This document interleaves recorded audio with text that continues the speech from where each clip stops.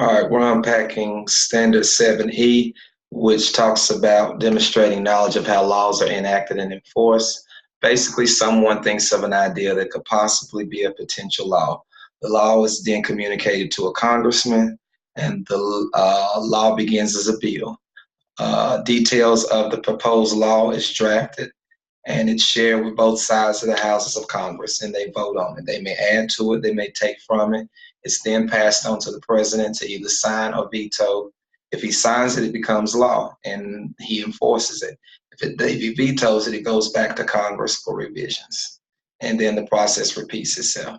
The political process in the United States is what Standard 7F calls for, and it basically talks about when citizens are seeking public office, they must undergo federal elections, must register with the Board of Elections in the state that they're voting in. Our political system is bipartisan. There are two main political parties, that's Republicans and Democrats. Standard G talks about the democratic principles such as rule of law, due process, and the majority rule. Due process talks about the individual's right to liberty, life, and ownership of property. The rule of law guarantees that all individuals are subject to and accountable to the law of the land. And 7H recognizes the responsibilities of U.S. citizens.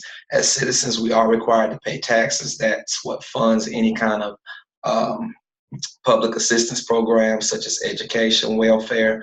We're also required to serve on jury duty, and of course, our most fundamental rights, especially as African Americans, is to vote.